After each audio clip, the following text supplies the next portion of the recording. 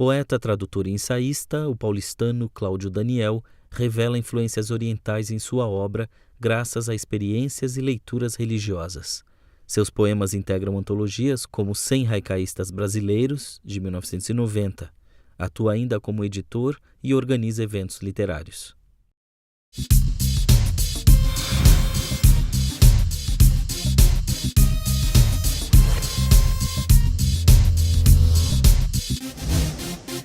Meu nome é Cláudio Daniel, eu sou poeta, editor da revista Zunai, ensaísta, fiz mestrado em literatura portuguesa na USP, hoje eu faço doutorado lá e trabalho com poesia desde bastante tempo, acho que desde 1982, né? Meu interesse pela poesia surgiu ainda na adolescência ou finzinho de infância. Eu gostava muito de filmes de terror. Na Bandeirantes tinha um programa semanal que se chamava Cine Mistério. E o meu pai, muito espertamente, comentou um dia comigo, tem um escritor norte-americano, um tal de Edgar Allan Poe, que escreve histórias do tipo que você gosta. Aí, fatalmente, eu fui até a biblioteca dele e peguei o livro do Edgar Allan Poe. E o primeiro texto que eu li, assim, por mero acaso, foi O Corvo, que é um poema, e que é um texto diferente dos tipos de texto que eu estava acostumado a ler. Tinha rimas, tinha métrica, tinha figuras de linguagem, é um poema muito imagético, né, muito diferente, um ritmo bem acentuado, e aquilo me provocou um estranhamento. Aí eu fui ler o prefácio do livro, escrito por um sujeito chamado Charles Baudelaire. Aí eu perguntei para o meu pai, quem é esse tal de Charles Baudelaire? Aí ele não só me disse que era um poeta francês, como também recitou de memória um poema do Baudelaire e me emprestou o livro traduzido pelo Guilherme de Almeida, Flores das Flores do Mal, né? Aliás, uma belíssima tradução que foi reeditada há pouco tempo. Aí de Poe, de Baudelaire, eu fui a Augusto dos Anjos, fui para Cruz de Souza, cheguei em Oswald de Andrade, de Oswald para Cabral, de Cabral para Haroldo, aí a doença já estava incurável.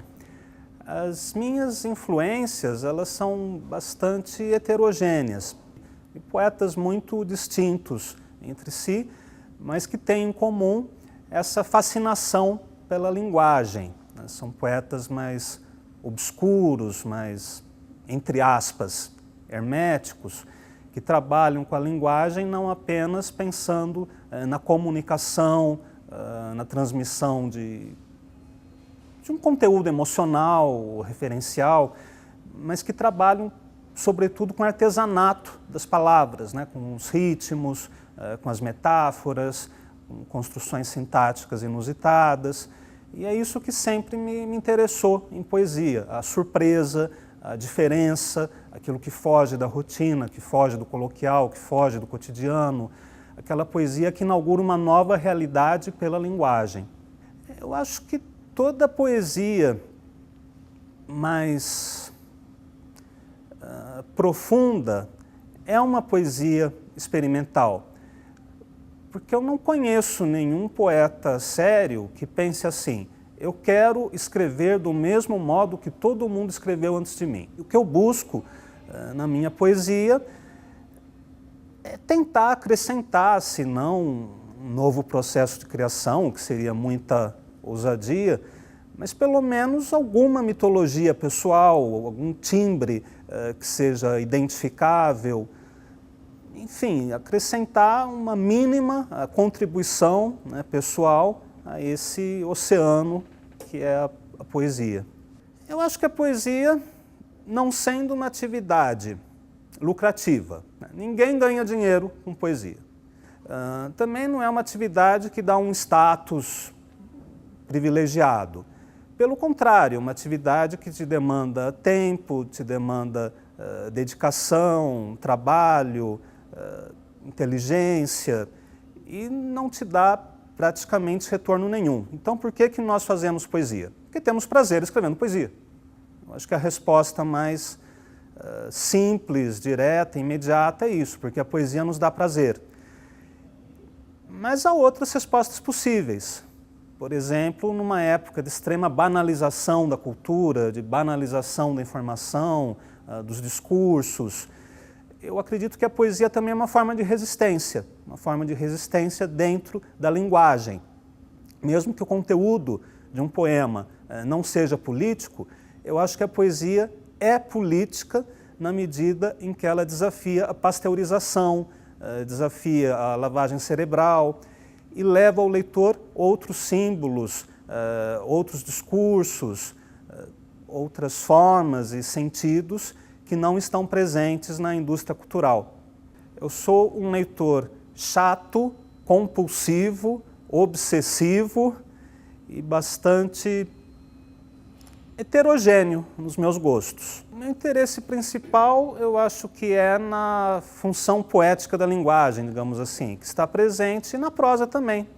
No Grande Sertão Veredas, né, do Guimarães Rosa, no Finnegan's Wake do Joyce, na Clarice Lispector, mesmo em partes da obra de Machado de Assis, né, que são autores que eu também releio sempre. E leio muito ensaio também, né, teoria literária, teatro, mas o meu foco, né, sempre está na poesia. Para quem costuma assim, etiquetar os poetas, que é um modo mais fácil de colocá-los em gavetas, em prateleiras, em antologias, eu pertenço supostamente à chamada geração 90. O Paulo Ferraz publicou recentemente uma boa antologia de poesia contemporânea, que saiu pela Global Editora, que aliás tem publicado várias antologias, né, geracionais, um trabalho bastante meritório. E nessa antologia do Paulo Ferraz, o recorte foi esse, na geração 90. Em algumas outras antologias publicadas pelo Reinaldo Jiménez, na Argentina, pela Flávia Rocha, nos Estados Unidos e por outros autores, eu também costumo entrar nesse rótulo, né, da geração 90.